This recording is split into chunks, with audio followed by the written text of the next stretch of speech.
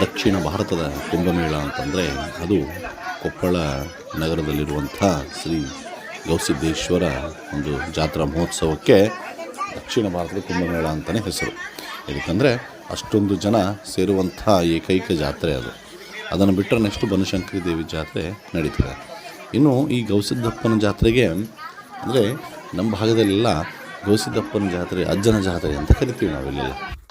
ಇಲ್ಲಿ ವಿಶೇಷ ಅಂತಂದರೆ ಇಲ್ಲಿ ಪ್ರತಿಯೊಂದು ಹಳ್ಳಿಯಿಂದ ತಮ್ಮದೇ ಆದಂತಹ ಒಂದು ಸೇವೆಯನ್ನು ಹೊತ್ತುಕೊಂಡು ಹೋಗಿ ಗವಿಸಿದ್ದಪ್ಪನಿಗೆ ಸಮರ್ಪಣೆಯನ್ನು ಮಾಡುವಂಥದ್ದು ನಾವು ಇಲ್ಲಿ ಸಾಮಾನ್ಯವಾಗಿ ನೋಡುವಂಥ ದೃಶ್ಯಗಳು. ಅದೇ ಥರನೇ ಅಂದರೆ ಇಲ್ಲಿ ರೊಟ್ಟಿಯನ್ನು ಮಾಡೋದು, ಹೆಣ್ಮಕ್ಳು ಎಲ್ಲರೂ ಸೇರಿ ರೊಟ್ಟಿಯನ್ನು ಮಾಡೋದು, ಅದನ್ನು ತೊಗೊಂಡು ಸಮರ್ಪಣೆ ಮಾಡೋದು, ಇಲ್ಲ ಶೇಂಗಾದ ಹೋಳಿಗೆಯನ್ನು ಮಾಡೋದು, ಜಿಲೇಬಿಯನ್ನಂತ ಮಾಡೋದು, ಇಲ್ಲ ಮಿರ್ಚಿಯನ್ನು ಅಲ್ಲೇ ಹೋಗಿ ಹಾಕುವಂಥದ್ದು. ಈ ಥರ ವಿವಿಧ ಸೇವೆಗಳನ್ನು ಜನಸಮೂಹ ಅಲ್ಲಿ ಗವಿಸಿದ್ದಪ್ಪನ ಜಾತ್ರೆಗೆ ಸಲ್ಲಿಸುವಂಥದ್ದು ವಿಶೇಷ.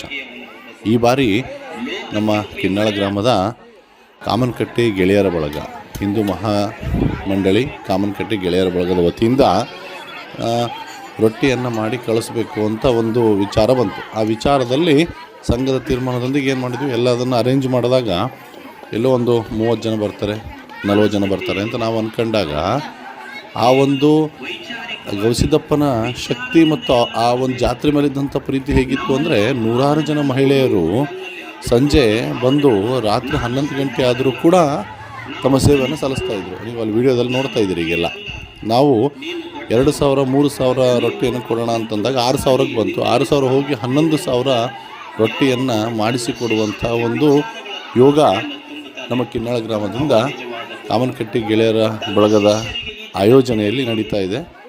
ಅದನ್ನು ಈ ವಿಡಿಯೋದಲ್ಲಿ ನೀವು ನೋಡ್ತಾ ಇದ್ದೀರಿ. ಇಲ್ಲಿ ಇನ್ನೊಂದು ವಿಶೇಷ ಅಂದರೆ, ಸುಮಾರು 15ರಿಂದ 20 ದಿವಸಗಳ ಕಾಲ ನಿರಂತರವಾಗಿ ಒಂದು ದಾಸೋಹ ನಡೀತಾ ಇರ್ತದೆ. ದಾಸೋಹ ನಡೀತದೆ ಅಂದರೆ ಲಕ್ಷಾಂತರ ಜನರ ಒಂದು ದಾಸೋಹ. ಬೆಳಗ್ಗೆ ಊಟ, ರಾತ್ರಿ ಊಟ, ನಿರಂತರವಾಗಿ ಹಚ್ಚಿದ ಒಲೆ, ಜಾತ್ರೆ ದಿನ ಹಚ್ಚಿದಂಥ ಒಲೆ ಮುಗಿಯುವವರೆಗೂ ಕೂಡ ಒಲೆ ಕಂಟಿನ್ಯೂ ಉರಿತಾ ಇರ್ತದೆ.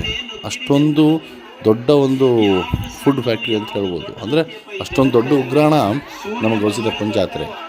ಇನ್ನು ರೊಟ್ಟಿಗಳಂತೂ ರೂಮಲ್ಲಿ ರಾಶಿಗಟ್ಟಲೆ, ಅಕ್ಕಿ ಚೀಲಗಳು ರಾಶಿಗಟ್ಟಲೆ, ಶೇಂಗಾದ ಒಂದು ಹೋಳಿಗೆ ರಾಶಿಗಟ್ಟಲೆ, ಮಾಲ್ದಿ ಅದು ಕೂಡ ರೂಮಿನ ತುಂಬ. ಮಿರ್ಚಿಗಳಂತೂ ಪ್ರತಿಯೊಬ್ಬರೂ ಕೂಡ ಬಾಯಲ್ಲಿ ನೀರು ಬರುವ ಹಾಗೆ ಮಿರ್ಚಿಯನ್ನು ಮಾಡುವಂಥದ್ದಲ್ಲಿ. ವಿಶೇಷವಾಗಿ ಈ ಸಲ ಜಿಲೇಬಿ ಬಗ್ಗೆ ನಾವು ಕೇಳಿದ್ವಿ. ಜಿಲೇಬಿ ಅತಿ ಹೆಚ್ಚು ಜಿಲೇಬಿ ಬಗ್ಗೆ ನಾವಲ್ಲಿ ವಿಡಿಯೋದಲ್ಲಿ ನಾವು ನೋಡ್ತಾ ಇದ್ವಿ.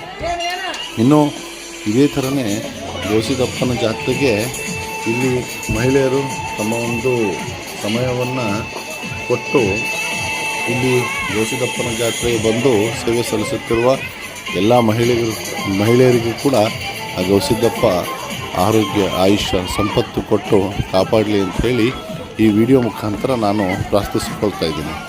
ಎಲ್ಲರಿಗೂ ನಮಸ್ಕಾರ.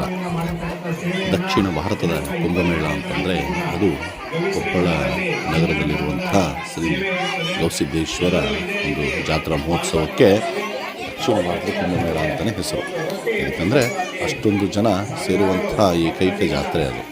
ಅದನ್ನು ಬಿಟ್ಟರೆ ನೆಕ್ಸ್ಟು ಬನಶಂಕರಿ ದೇವಿ ಜಾತ್ರೆ ನಡೀತದೆ.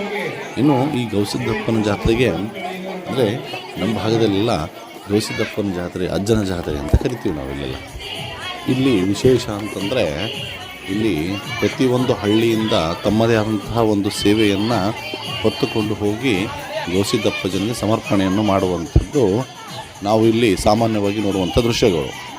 ಅದೇ ಥರನೇ ಅಂದರೆ ಇಲ್ಲಿ ರೊಟ್ಟಿಯನ್ನು ಮಾಡೋದು, ಹೆಣ್ಮಕ್ಳು ಎಲ್ಲರೂ ಸೇರಿ ರೊಟ್ಟಿಯನ್ನು ಮಾಡೋದು, ಅದನ್ನು ತೊಗೊಂಡು ಸಮರ್ಪಣೆ ಮಾಡೋದು, ಇಲ್ಲ ಶೇಂಗಾದ ಹೋಳಿಗೆಯನ್ನು ಮಾಡೋದು, ಜಿಲೇಬಿಯನ್ನಂತ ಮಾಡೋದು, ಇಲ್ಲ ಮಿರ್ಚಿಯನ್ನು ಅಲ್ಲೇ ಹೋಗಿ ಹಾಕುವಂಥದ್ದು. ಈ ಥರ ವಿವಿಧ ಸೇವೆಗಳನ್ನು ಜನಸಮೂಹ ಅಲ್ಲಿ ಗವಿಸಿದ್ದಪ್ಪನ ಜಾತ್ರೆಗೆ ಸಲ್ಲಿಸುವಂಥದ್ದು ವಿಶೇಷ. ಈ ಬಾರಿ ನಮ್ಮ ಕಿನ್ನಾಳ ಗ್ರಾಮದ ಕಾಮನಕಟ್ಟೆ ಗೆಳೆಯರ ಬಳಗ, ಹಿಂದೂ ಮಹಾಮಂಡಳಿ ಕಾಮನಕಟ್ಟೆ ಗೆಳೆಯರ ಬಳಗದ ವತಿಯಿಂದ ರೊಟ್ಟಿಯನ್ನು ಮಾಡಿ ಕಳಿಸ್ಬೇಕು ಅಂತ ಒಂದು ವಿಚಾರ ಬಂತು. ಆ ವಿಚಾರದಲ್ಲಿ ಸಂಘದ ತೀರ್ಮಾನದೊಂದಿಗೆ ಏನು ಮಾಡಿದ್ವಿ, ಎಲ್ಲದನ್ನು ಅರೇಂಜ್ ಮಾಡಿದಾಗ ಎಲ್ಲೋ ಒಂದು 30 ಜನ ಬರ್ತಾರೆ, 40 ಜನ ಬರ್ತಾರೆ ಅಂತ ನಾವು ಅಂದ್ಕೊಂಡಾಗ